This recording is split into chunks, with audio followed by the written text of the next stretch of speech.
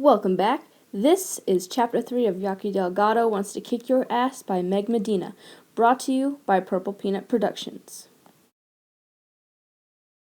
My key is stuck in the lock, again. At the old place, Leela had a spare key whenever I needed it. Here, I'm on my own. The weather turned cold today, chilly enough outside to make my nose run, and my fingers feel stiff. It takes me 5 minutes of jiggling and pushing to get the lock to release. Mrs. Boyko watches me from her porch behind her kitchen window, as if I'm a burglar. If she didn't blink every so often, I'd swear she was already dead and stuffed like one of Leela's customers did to put her pet chihuahua, complete with glass eyeballs and everything. The steps to our apartment are right beside the old bat's back door in the hall. It takes all I've got not to give her door a good kick. "Hello, Mrs. Boyka," I call just to point out her rudeness. She doesn't respond. I climb the steps and unlock our door. Nobody's home, of course. It's Friday, and Ma will be at the Atronica until 9 tonight. She works in the shipping department, where lifting flat-screen TVs is killing her. "A person's back can only take so much," she says. "Tonight, I'll have to rub her shoulders with Iodex until the whole apartment smells of wintergreen and my hands are shiny with oil. If this isn't a pathetic life, I don't know what is. I can't even talk to Mitzi to tell her what happened and see what she thinks. She's trapped at her cousin's house in New Jersey until Saturday, so I text her instead. "Having an ass problem," I type. "You have an ass? Call me Sat PM. Gotta go." The apartment is still cluttered with half-emptied moving boxes that I kick out of my way to get to the kitchen. Ma and I work at unpacking every day, but somehow it's like new boxes spring up overnight, and we never seem to finish. Who knew we owned so much junk? Worse, nothing is labeled. That was Leela's job. We should have known better. She got distracted and forgot. "I can't even think when I'm emotional," she explained. "So now everything we unpacked is a surprise. When we need something, we arm ourselves with a box cutter and go hunting, as though we're at a flea market on a Saturday morning. 2 nights ago, I found my old CDs mixed with my winter coats in the bathroom. Ma unearthed a tea kettle in her bedroom. I grab a cereal bar from the kitchen and head back to my room, music piping through my headphones. It still smells of roach spray and fresh paint in here. Compliments of the landlord. I prop open the window with my wooden ruler and throw myself on the bed. It's all I've got in here besides the ugly dresser that Ma and Leela dragged home on large trash day. I can't get Yaqui Delgado out of my mind. Plenty of girls shake their junk.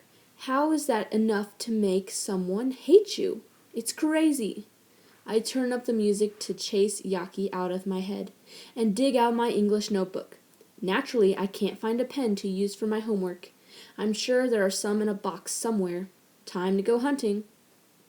Boxes are stacked everywhere, on the upright piano and its bench to form a kind of mountain. Not that it matters. Ma is the only one who can play, and she says she never has time. Still, she gave the moving guys $50 extra to drag it up these stairs. "If you don't play it, why should we bring it?" I asked. "A piano makes a house look classy," she snapped. I grab a box from near the foot pedals and find Ma's old handbags and shoes, even a little beaded evening bag I've never seen before. The next box has old phone and rent bills folded neatly inside plastic bags. It's Ma's extensive bookkeeping, down to the last penny. Then I find loose photographs. For a minute I don't reach for them. Looking at old pictures sucks me in, and not in a good, nostalgic way. Most people feel happy looking at old photos. Me, I just feel lost and jumbled. For all of Ma's organization and bookkeeping, she's never figured out a way to keep pictures straight. Pictures are supposed to tell your story, but our story looks like it didn't make sense. I dig my arms in almost up to my elbows and pull one free. Ma and Leela toasting Cokes to the camera. They're young and laughing. You can see they're good friends. I dig in again and pull free a class picture. Mitzi and me and Mrs. Resnick's class. Me with oversized front teeth. standing by her diorama, the best one in the class.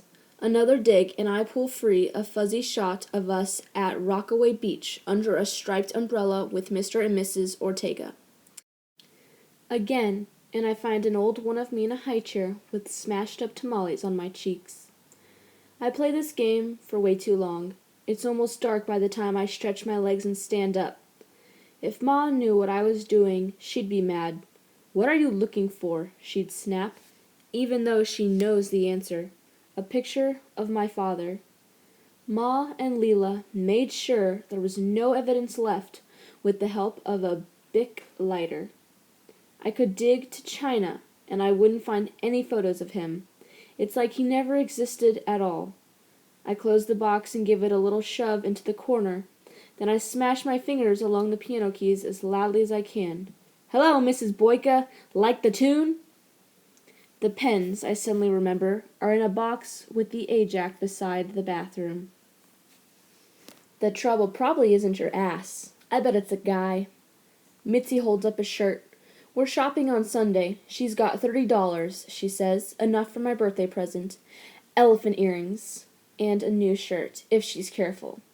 My God, I'm so sick of my uniform, and it's only October," she mutters, putting the shirt back.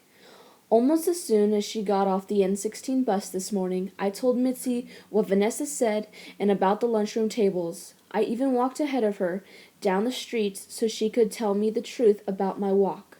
On a scale of 1 to 10, she gave me a 7 in shake. I stare over the rack and wrinkle my nose. What's that supposed to mean? "You ever wear knee-length polyester all day?" "Not that. What do you mean, a guy? There are no guys in this picture." "Yeah, sure. That's what you think." She sounds a little sad when she says it. A boy hasn't looked Mitzi in the eyes for years. Their eyes stay glued to her chest. I'll bet her boyfriend noticed you or something stupid like that. But if that's what happened, you're done. It's not my fault. Jesus, I don't even know what she looks like. So find out. Creep on her? Exactly. How am I going to do that? Mitzi cocks her head and gives me a look. Por favor, use your brain. Nobody's a match for that. She pulls out another shirt. This one is loose and roomy, the way she likes. Ooh, now we're in business. We share a dressing room. I try on a clingy blue dress in an African pattern while she tries on the shirt. The whole time I'm thinking about the boys at the lunch table. Maybe Mitzi is right. Maybe one of them actually noticed me. Stranger things have happened. What do you think? I say, stepping out and circling in front of the mirror. It's not a little kid's dress, that's for sure. Ma would take one look and say something about short skirts and immorality. Perfect, she says. You ladies finding everything all right? The store manager asks, smiling. He's pretty old, like 30 or something, but he's cute. Mitzi flushes and stares at her shoes. We're fine, thanks, I tell him. Mitzi grabs my arm as we head out a few minutes later with our bags. The manager waves through the window. Behold the devastating power of your new booty, she tells me, sighing. I give her a shove. Laughing, we run all the way down the street. Thanks for listening, and make sure to subscribe to know when Chapter 4 is posted.